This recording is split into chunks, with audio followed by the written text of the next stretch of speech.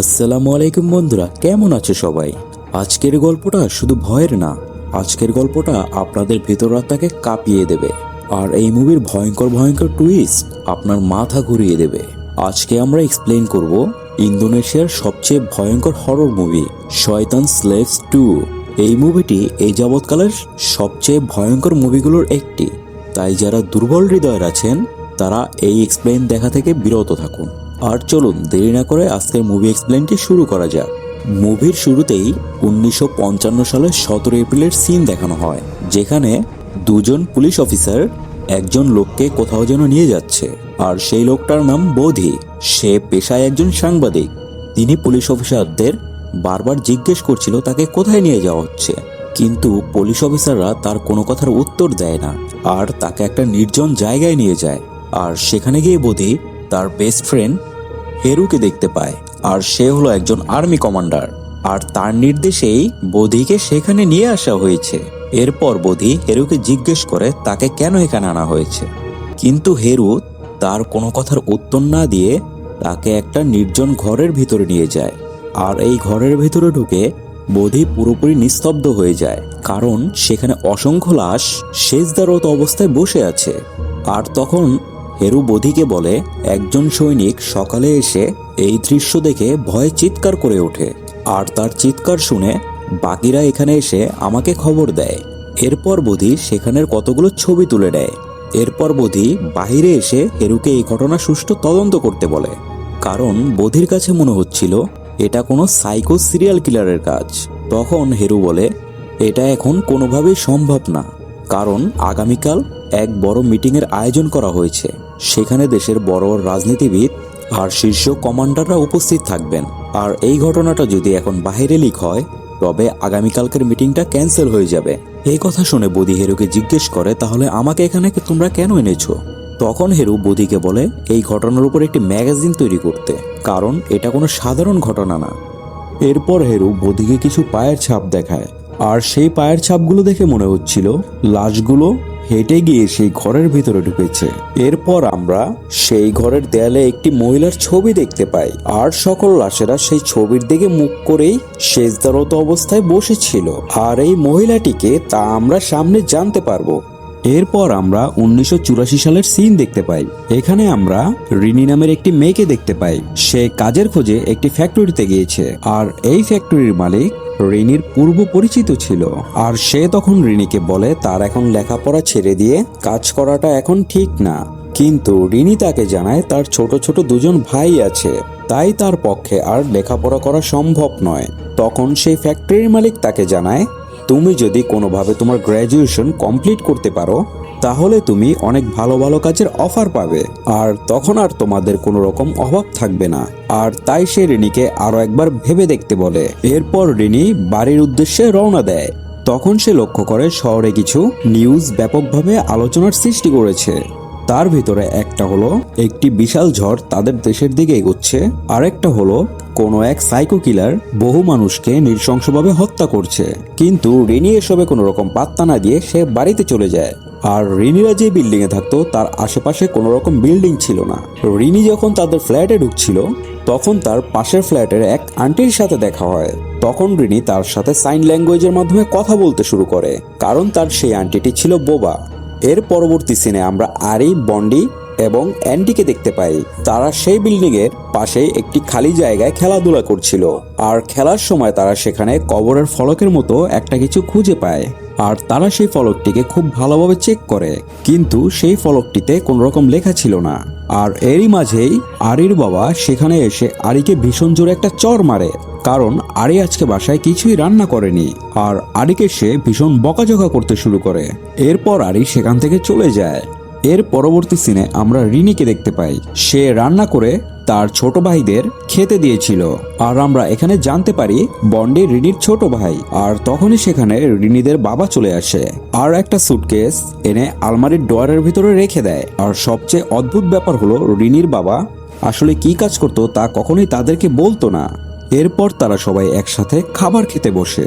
তখন রিনি তার বাবাকে বলে সে তার লেখাপড়া শেষ করার জন্য শহরে যেতে চায়। এরপর রিনির বাবা রিনিকে বলে তাহলে তুমি তোমার লেখাপড়া শেষ করার জন্য যেতে পারো, এতে আমার কোনো আপত্তি নেই। আর তারা খাবার খাওয়ার মাঝেই তারা টিভিতে একটি নিউজ দেখতে পায়। সেখানে জানানো হয় আগামী 17 এপ্রিল এক বিশাল ঝড় আসতে চলেছে, তাই সবাইকে নিরাপদ স্থানে থাকার কথা বলা হয়। এরপর রিনি ডাস্টবিনে ময়লা ফেলতে গেলে সে লক্ষ্য করে তাদের বিল্ডিং এর সকল মানুষেরা কিছুটা অদ্ভুত আচরণ করছে। এরপর সে ময়লা ফেলে পিছনে ফিরতেই সে লক্ষ্য করে সবাই তাদের ফ্ল্যাটের বাইরে বেরিয়ে রিনির দিকে অদ্ভুতভাবে তাকিয়ে আছে। এর কিছুক্ষণ পর তারা আবার ফ্ল্যাটে ঢুকে যায় তাদের। এরপর রিনি ফেরার সময় দেখতে পায় সবাই আবার স্বাভাবিকভাবেই আছে। এই ঘটনায় রিনি বেশ ভয় পায় আর তাড়াতাড়ি রুমে এসে কারোর সাথে কোনো কথা না বলেই সে ঘুমিয়ে পড়ে। এরপর আমরা একটি ছেলেকে দেখতে পাই, সে ময়লা ফেলতে সেই ডাস্টবিনের কাছে গিয়েছিল আর ময়লা ফেলার সময় সেই ডাস্টবিনের ভিতরে তাকাতেই সে তার মৃত বাবার আত্মাকে সেখানে দেখতে পায়। আর এই দৃশ্য দেখে সেই ছেলেটি ভীষণ চিৎকার করে ওঠে আর এরই মাঝেই একটি ভয়ঙ্কর অবয়ব তার সামনে চলে আসে আর এজন্য সে ভয়ে চিৎকার করতে করতে দৌড়ে তাদের ফ্ল্যাটে গিয়ে দরজা বন্ধ করে দেয়। এর পরবর্তী সিনে আমরা রিনিদের দেখতে পাই, তারা সবাই ঘুমিয়েছিল আর তাদের ঘরের টিভিটা তখন এমনিতেই চলছিল। আর ঝিরঝির সেই টিভির আলোতে আমরা একজন অদ্ভুত মহিলাকে দেখতে পাই, যাকে আমরা মুভির শুরুতে লাশগুলোর সামনে থাকা ছবিতে দেখতে পেয়েছিলাম। এর পরবর্তী সিনে আমরা বধিকে দেখতে পাই, তার বন্ধু তার জন্য একটি পার্সেল পাঠিয়েছে আর সেখানের একটি চিঠির মাধ্যমে জানা যায় তার বন্ধু কোনো এক কারণে সুইসাইড করেছে। আর সেই পার্সেলের ভেতর মুভির শুরুতে ঘটা সমস্ত সকল কিছুর ডকুমেন্টগুলো ছিল। আর এর সাথে সে সেখানে একটি বিল্ডিং এর ছবি দেখতে পায় আর অনেক পুরনো একটা হাতিয়ার দেখতে পায়। আর এটা সেই বিল্ডিং যেখানে রিনিরা বসবাস করে। আর বধি সেই ছবি দেখে বুঝতে পারে সেখানে খারাপ কিছু একটা হতে চলেছে। এরপর আমরা সেই বিল্ডিং এর ভিতরে লিফটের সামনে কিছু লোককে দেখতে পাই, তাদের মধ্যে একজনের ব্যাগ থেকে কিছু কয়েন সেখানে পড়ে যায় আর কিছু বাচ্চারা সেই কয়েনগুলোর দিকে অপলকভাবে চেয়েছিল। আর অন্যদিকে আরির বাবা আরির মাকে মারধর করছিল, তাই সে তার বাবাকে বকাঝকা করে সেখান থেকে চলে যায়। আর এজন্য আরির বাবা আরিকে মারার জন্য ক্ষিপ্ত হয়ে লিফটে উঠে পড়ে নিচে নামার জন্য। আর তখন সেই লিফটে আরো বেশ কয়েকজন লোকেরা উপস্থিত ছিল আর লিফটটা কিছুটা নামার পরেই হঠাৎ করে বন্ধ হয়ে যায়। অন্যদিকে নিচে কিছু মানুষ উপরে ওঠার জন্য লিফটের জন্য অপেক্ষা করছিল আর তখনই লিফটের দরজা অটোমেটিকভাবে খুলে যায়। আর তারা তখন লক্ষ্য করে লিফটটি মাঝপথে আটকে আছে, এই জন্য তারা সিঁড়ি ব্যবহার করে উপরে উঠতে যায়। আর সেখানে থাকা সেই বাচ্চারা লিফটের খালি স্থানে পড়ে থাকা কয়েনগুলো তোলার জন্য সেখানে নেমে পড়ে। আর তখনই লিফটের দড়ি ছিঁড়ে লিফটটা ধীরে ধীরে নিচের দিকে নামতে শুরু করে। আর সেই লিফট থেকে উইশু কোনো রকম ভাবে নিচে বেরোতে পারলেও বাকি লোকেরা সেখান থেকে বেরোতে পারে না। আর নিচে থাকা বাচ্চাদের মধ্য থেকে মিনা লিফটটিকে নিচে আসতে দেখে ভয় পেয়ে সেখান থেকে তাড়াতাড়ি করে বেরিয়ে যায় আর তার বন্ধুদেরও সেখান থেকে বেরিয়ে আসতে বলে। কিন্তু বাকি বাচ্চারা সেখান থেকে বেরোবার আগেই সেই লিফটটা তাদের উপরে আছড়ে পড়ে আর সেখানে থাকা সকল ব্যক্তি খুবই নির্মমভাবে সেখানে মারা যায়। কিন্তু এখানে আশ্চর্যজনক বিষয় হলো সেখানে থাকা সবাই মারা গেলেও শুধুমাত্র রিনির বাবা বেঁচে যায় আর সে সামান্যতম আহত ছাড়া তার বাকি কিছুই হয় না। এরপর আমরা বধিকে দেখতে পাই, সে রিনিদের বিল্ডিং এ আসার জন্য বাস স্ট্যান্ডে দাঁড়িয়েছিল আর সেদিন অতিরিক্ত বৃষ্টি হওয়ার জন্য কেউই সেখানে যাওয়ার জন্য রাজি হচ্ছিল না। আর তখনই সেখানে দাঁড়িয়ে থাকা একজন লোক বধিকে বলে সেখানে গিয়ে কোনো লাভ নেই, কারণ সেখানে লিফট দুর্ঘটনায় অনেক লোক মারা গিয়েছে। তখন বধি তাকে বলে আমি যদি সেখানে না যাই তাহলে আরো ভয়ানক কিছু ঘটবে। এর পরবর্তী সিনে আমরা তানিকে দেখতে পাই, সে রেডিওতে গান শুনছিল। তখনই হঠাৎ রেডিও থেকে অস্বাভাবিকভাবে তারই মতন কণ্ঠে কেউ একজন বলে ওঠে আমাকে কবর থেকে বের করো, এখানে আমার ভীষণ কষ্ট হচ্ছে। আর একথা শুনে তানি রেডিওটা বন্ধ করে দেয়, কারণ সে ভীষণ ভয় পেয়ে গিয়েছিল। আর সে আলমারির উপরে তাকালে সে নিজেকে মোড়ানো অবস্থায় দেখতে পায় আর সে ভীষণ জোরে চিৎকার করে ওঠে। আর তখন রিনির ভাই টনি এসে তাকে শান্ত করে আর কি হয়েছে তা জানতে চাইলে তানি তাকে কিছুই বলে না। এরপর সে রেডিওটা টনির হাতে দিয়ে বলে রেডিওটা ডাস্টবিনে ফেলে দিতে, আর এজন্য টনি সেই রেডিওটিকে ডাস্টবিনে ফেলে দিয়ে আসে। আর অন্যদিকে রিনি উইশুদের বাসায় গিয়ে উইশুর মার লাশকে পাহারা দিচ্ছিল, কারণ তার আত্মীয়দের সেখানে আসতে সকাল হয়ে যাবে তার জন্য। আর তখন রিনি উইশুকে তার বাবার ব্যাপারে জিজ্ঞেস করে, তখন উইশু জানায় তার বাবা অনেক আগেই তাদের ঘরে আগুন লাগার জন্য আগুনে পুড়ে মারা যায়। আর এরপর থেকে সে আর তার মা এই বিল্ডিং এ এসে থাকতে শুরু করে। এর কিছুক্ষণ পরে সেখানে বন্টি আর আরি তাদের জন্য খাবার নিয়ে আসে। আর তখনই হঠাৎ কারেন্ট চলে যায়। আর তখনই গায়েবীভাবে কে একজন বলে ওঠে, তোমরা সবাই তার কাছে মাথা নত করো, সে খুব শীঘ্রই আসছে। আর তখন তারা ম্যাচের কাঠির আলোতে সেখানে কাউকেই দেখতে পায় না। এরপর রিনি তাদের ফ্ল্যাটে যায় মোমবাতি আনার জন্য। তখন সে লক্ষ্য করে তার বাবা ঘুমিয়ে আছে। তাই সে লুকিয়ে লুকিয়ে তার বাবার সুটকেসটি বের করে আনার চেষ্টা করে, কারণ সে জানতে চেয়েছিল তার বাবা কেন এই সুটকেসটি এমনভাবে লুকিয়ে রাখে। আর আলমারির ডয়ারটি খুলতেই তার বাবা ঘুম থেকে জেগে যায়। আর এই জন্য রিনি তড়িঘড়ি করে সেখান থেকে মোমবাতি নিয়ে চলে আসে। অন্যদিকে টনির সেখানে এক হুজুরের সাথে দেখা হয়। আর এই হুজুর এই বিল্ডিং এর দেখাশোনার কাজ করত। তখন সে টনিকে বলে সে যেন তাকে লাশগুলো চেক করার জন্য একটু সাহায্য করে। এরপর টনি তার সাথে গিয়ে কিছু লাশ চেক করতেই হুজুর অস্বাভাবিকভাবে ক্লান্ত হয়ে যায়। তাই সে টনিকে নিচে গিয়ে কিছু লাশ একা চেক করে আসতে বলে। আর এই জন্য টনি কিছুটা ভয় পায়। তখন হুজুর তাকে বলে, ভয় পাওয়ার কিছুই নেই, আমাদের উচিত শুধুমাত্র আল্লাহকে ভয় করা। অন্যদিকে আরি আর বন্টি খেয়াল করে তাদের বিল্ডিং এর যত লোক ছিল তারা অস্বাভাবিকভাবে কেমন যেন উধাও হয়ে গিয়েছে। তারা কিছু কিছু ফ্ল্যাট চেক করেও দেখে, কিন্তু তারা সেখানে কোনো লোকদের দেখতে পায় না। এরপর তারা সেই বিল্ডিং এর ম্যানেজারের রুম খোলা পেয়ে সেই রুমের ভিতরে ঢুকে পড়ে। আর সেই রুমের ভিতরে তারা তাদের বিল্ডিং এর কিছু ছবি দেখতে পায়। আর তখন তাদের চোখ পড়ে একটি কবরস্থানের ছবির ওপর। তখন তারা জানতে পারে এই স্থানে একসময় কবরস্থান ছিল। আর সেখানে থাকা সকল ছবিগুলোর নিচে ভিন্ন ভিন্ন সাল উল্লেখ করা ছিল, কিন্তু আশ্চর্যজনকভাবে সবগুলো ছবিরই তারিখ ছিল একই, 17 এপ্রিল। আর সেখানে থাকা প্রতিটি ছবি ছিল 19 বছর পরের। এর মানে প্রতি 19 বছর পর পর এখানে কিছু একটা ভয়ানক ঘটে। আর 19 বছর পার হতে মাত্র আর একদিন বাকি। আর তখন তারা বুঝতে পারে রাত 12টা পার হলেই 19 এপ্রিল শুরু হবে। আর তাদের সাথেও ভয়ানক কিছু একটা ঘটতে চলেছে। অন্যদিকে টনি নিচ তলায় যায় লাশগুলো চেক করার জন্য। আর তখনই সে খেয়াল করে স্লিং থেকে একটা লাশের উপরে পানি পড়ছে। তাই সে লাশটিকে হাত দিয়ে সরাতে যায়। আর তখনই তার ম্যাচ লাইটের আলো নিভে যায়। এরপর পুনরায় ম্যাচ লাইটটি ধরালে সে দেখতে পায় লাশগুলো তার দিকে তাকিয়ে আছে। এই জন্য সে ভয় পেয়ে দৌড়ে বাইরে চলে আসে। তখনই দিনো নামের একটি ছেলের সাথে তার দেখা হয়ে যায়। এরপর টনি তার সাথে তার রুমে চলে যায়, কারণ তার মায়ের একটি চামচ একটি ছোট সুড়ঙ্গ দিয়ে পাশের রুমে পড়ে গিয়েছে।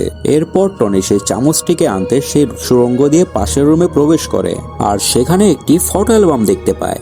আর সেই অ্যালবামে তার মায়ের মতো দেখতে একজন মহিলার ছবি দেখতে পায়। আর সেই ছবির নিচে সেই মহিলার নাম উল্লেখ করা ছিল রামিনো। আর টনি ভীষণ ভয় পেয়ে সেই রুম থেকে বেরিয়ে আসে। এরপর আমরা তানিকে দেখতে পাই, সে ঘরে কাজ করছিল।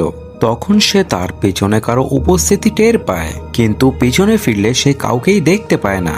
আর তখনই সেই হুজুর তার রুমের সামনে এসে উপস্থিত হয়। তানি হুজুরকে তার সাথে সমস্ত ঘটনাগুলো বললে হুজুর তানিকে বলে নামাজ আদায় করতে, কারণ কেউ যদি আল্লাহর ইবাদত করে কোনো শয়তান তার কোনো ক্ষতি করতে পারে না। এরপর হুজুর সেখান থেকে চলে গেলে তানি উজু করে নামাজ আদায় করতে দাঁড়ায়।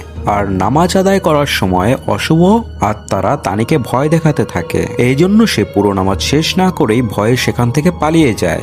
এরপর সে সেখান থেকে বাইরে আসলে টনির সাথে তার দেখা হয়। অন্যদিকে মিনা ঘরে হ্যারিকেন জ্বালানোর সময় বাইরে কারো শব্দের আওয়াজ পায়। তাই সে হারিকেন নিয়ে বাহিরে যায় বিষয়টি দেখার জন্য। আর বাইরে গিয়ে সে দেখতে পায় তার মৃত বন্ধুরা করিডোরে খেলা করছে। এইসব দেখে সে ভয় পেয়ে ঘরে ঢুকতে গেলে সে লক্ষ্য করে তার ঘরের দরজাটি লকড হয়ে গিয়েছে। আর তখন সে দূর থেকে একটি ছায়ামূর্তি দেখতে পায়। সেই ছায়ামূর্তিটি তার মায়ের কণ্ঠে তাকে তার দিকে ডাকছিল। এরপর সে ছায়াটিকে পিছু করতে করতে একসময় লিফটের ভিতরে ঢুকে পড়ে। আর সে তখন খেয়াল করে সে শূন্যের উপর ভেসে আছে। আর তখনই মিনা নিচে পড়ে যায় আর নির্মমভাবে মারা যায়। আর অন্যদিকে দেখা যায় রিনি তার বাবার সুটকেসটি চুপি চুপি ঘর থেকে নিয়ে বাইরে চলে এসেছে। আর তার সাথে তখন তানি, বন্ডি আর টনির সাথে দেখা হয়ে যায়। এরপর তারা সবাই তানির বাসায় গিয়ে সেই সুটকেসটি খুলে দেখে। আর সেই সুটকেসটি খুলে তারা ভীষণ ভয় পায়, কারণ সেই সুটকেসটির ভিতরে ছিল অসংখ্য মানুষের কাটা আঙুল। এর মানে শহরে এতদিন যে সাইকো কিলারের ব্যাপারে আলোচনা চলছিল সে আর কেউ নয়, রিনির বাবা।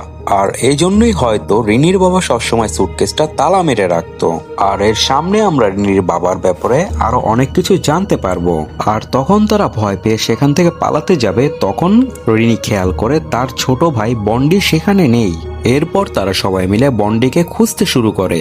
আর বন্ডিকে খুঁজতে গিয়ে তারা মিনার আত্মাকে দেখতে পায়। তারা তখন কেউই জানতো না যে মিনা মারা গিয়েছে, এজন্য তারা মিনার পিছু করতে থাকে। আর হঠাৎই মিনা সেখান থেকে গায়েব হয়ে যায়। এরপর তারা অন্য রুমে গেলে দেখতে পায় মিনার মা গলায় ফাঁস দিয়ে আত্মহত্যা করেছে। আর এ দৃশ্য দেখে তারা আরো বেশি ভয় পেয়ে যায় আর সেখান থেকে পালাতে শুরু করে। এরপর আমরা বন্ডি আর তার বন্ধুদের দেখতে পাই। তারা পুরো বিল্ডিংটা খুঁজে খুঁজে দেখছিল কেউ এখনো এখানে আছে কিনা। কিন্তু একটা রুমে গেলে বন্ডি খেয়াল করে তার ছোট ভাই সেখানে বসে আছে। আর অবাক করার বিষয় হলো তার ছোট ভাই অনেক আগেই মারা গিয়েছে। তাই তারা সবাই সেখান থেকে দৌড়ে ভয়ে পালিয়ে যায়। আর অন্যদিকে দেখা যায় রাত 12টা বেজে গিয়েছে আর সকল লাশেরা আবারও জীবিত হয়ে গিয়েছে। এর মানে হলো 17 এপ্রিল আবারও চলে এসেছে। এরপর আমরা তানিয়ার বন্ডিকে দেখতে পাই। তারা বিল্ডিং এর বেসমেন্টে গিয়ে দেখতে পায় সেখানে অতিরিক্ত বৃষ্টির কারণে পানি জমে গিয়েছে। আর তখন দিনু সেখানে খেয়াল করে একটি ইলেকট্রিক তার সেখানে ঝুলে আছে। তাই সে পানিতে নামে সেই ইলেকট্রিক তারটিকে ঠিক করার জন্য। আর তানি তখন সেখান থেকে ভয় পেয়ে পালিয়ে যায়। আর দিনু যখন সেখান থেকে উপরে উঠতে যাবে তখন সে খেয়াল করে সিঁড়িতে রামিনও দাঁড়িয়ে আছে, যাকে সে আর টনি সেই অ্যালবামের ছবিতে দেখেছিল। আর দিনু যখনই সাহস করে তাকে ধরতে যাবে সে সেখান থেকে উধাও হয়ে যায়। আর তখন দিনু সেই কাপড়টিকে বেসমেন্টের পানিতে যে ফেলতে যাবে সেই কাপড়টি আবার উড়ে এসে দিনুকে পুরোপুরি জড়িয়ে ধরে। আর তখন দিনু রামিনোর সেই ভয়ঙ্কর চেহারা দেখে পিছনে পিছতেই পা পিছলে একটি ধারালো কুরুলের উপরে গিয়ে পড়ে আর সে সেখানেই মারা যায়। আর অন্যদিকে তানি রিনিদের খুঁজছিল। আর তখনই রামিনো এসে তাকে ভয় দেখাতে শুরু করে। আর এই জন্য তানি সেখান থেকে পালাতে শুরু করে। আর হুজুরের সাথে তার দেখা হয়। সে হুজুরকে সবকিছু খুলে বলে। এজন্য হুজুর বিষয়টি চেক করার জন্য উপরের দিকে যায়। কিন্তু কিছুক্ষণ সময় পার হয়ে গেলেও হুজুর আর ফেরত না আসলে তানি বিষয়টি চেক করার জন্য যায়। তখন তানি লক্ষ্য করে রামিনো হুজুরকে খুব নির্মমভাবে হত্যা করেছে। আর এই দৃশ্য দেখে সে ভয়ে দৌড়ে গিয়ে সেই ডাস্টবিনের ভিতরে গিয়ে পালায়। এরপর সে উপরে তাকালে সে দেখে একটা লাশ তার দিকে খুবই ভয়ঙ্করভাবে তাকিয়ে আছে। আর তার মুখ থেকে একটি নবজাতক বাচ্চা বেরিয়ে আসছে। এই দৃশ্য দেখে সে আর নিজেকে কন্ট্রোল করতে পারে না। সে পা পিছলে একদম নিচে পড়ে যায় আর খুবই নির্মমভাবে সেও মারা যায়। এরপর আমরা রিনিদের দেখতে পাই। তার বাবা তাদের পথ আটকে দাঁড়িয়েছিল। আর এখানে রিভিলড হয় কিছু ভয়ানক সত্য। রিনিরা একসময় বেশ গরিব ছিল। তাই রিনির বাবা বড়লোক হওয়ার জন্য তার মাকে শয়তানের কাছে উৎসর্গ করে দেয়। আর সেই শয়তানটির নামই ছিল রামিনো। আর রিনির বাবার সাথে রামিনোর চুক্তি ছিল সে তার ছোট সন্তানকেও রামিনোর কাছে উৎসর্গ করে দিবে। আর এই কারণেই রিনির ছোট ভাই মারা গিয়েছিল আর তার লাশ কেউ কখনো খুঁজে পায়নি। এরপর রিনির বাবা যেই বনটিকে মারতে যাবে তখন তাদের সাথে রিনির বাবার খুব হাতাহাতি হয়। আর সেই সময় সেই মৃত লাশগুলো এসে তাদেরকে চারপাশ থেকে ঘিরে ধরতে শুরু করে। আর এই জন্য সবাই এদিক সেদিক ছোটাছুটি করছিল। আর ঠিক তখনই একজন এসে রিনির মাথায় খুব জোরে আঘাত করে আর রিনি সেখানে অজ্ঞান হয়ে যায়। আর যখন রিনির জ্ঞান ফিরে তখন সে নিজেকে বাঁধা অবস্থায় দেখতে পায়। আর তখন সে তার ছোট ভাইকে দেখতে পায় যে মারা গিয়েছিল সে অনেকগুলো শয়তানকে নিয়ন্ত্রণ করছে। আর এরই মাঝে সে রিনিকে একটি অদ্ভুত পাতা খাইয়ে দেয়। আর এই জন্য রিনি অন্য একটি জগতে প্রবেশ করে। সেখানে রিনি হ্যালোসিনেশনের মাধ্যমে দেখতে পায় সে এই জগতে খুবই ধনী একজন লোক। এরপর সে অনেক চেষ্টা করে হ্যালোসিনেশন কাটিয়ে বাস্তব জগতে প্রবেশ করে। আর সে লক্ষ্য করে শয়তানেরা তার বাবাকে 4টে ঘোড়ার সাথে বেঁধে সজোরে টানছিল। আর এক পর্যায়ে তার পুরো শরীরকে শয়তানেরা ছিন্ন ভিন্ন করে ফেলে। আর এই একইভাবে যখন তার ভাই বনটিকে শয়তানেরা মারতে যাবে সেখানে বধি চলে আসে আর রিনির ভাইকে সেখান থেকে বাঁচিয়ে ফেলে। এরপর সে কিছু মন্ত্রপুত বীজ শয়তানদের দিকে ছুঁড়ে মারে। আর এজন্য শয়তানগুলো আর তাদের দিকে এগোতে সাহস পায় না। এরপর রিনির মৃত ভাই শয়তানদের আদেশ করে তাদের উপর হামলা করার জন্য। আর অন্যদিকে রামিনো বধির উপর আক্রমণ করতে গেলে বধি তার ব্যাগ থেকে সেই প্রাচীন অস্ত্রটি বের করলেই রামিনো আর বাকি শয়তানগুলো পিছিয়ে যায়। আর সেই অস্ত্রের সাহায্যে তারা এবারের মতন বেঁচে ফেরে আর সেখান থেকে তারা পালিয়ে যায়। আর এই এত সুন্দর ভয়ঙ্কর মুভিটি এখানেই শেষ হয়। এরপর আমরা পোস্ট ক্রেডিট সিনে দেখতে পাই একটা দম্পতি সেই বিল্ডিং এর ভিতরে প্রবেশ করেছে। আর এখানে থাকা লোকটাকে আমরা আগে বৌদির সাথে বাস স্ট্যান্ডে কথা বলতে দেখেছিলাম। আর এখানে আমরা জানতে পারি তারা বহু বছর যাবৎ এই বিল্ডিং এই অভিশপ্তভাবে আটকে আছে। তারা আসলে কোনো মানুষ না, তারা অতৃপ্ত আত্মা, আর তারাই হলো শয়তানের আসল দাস।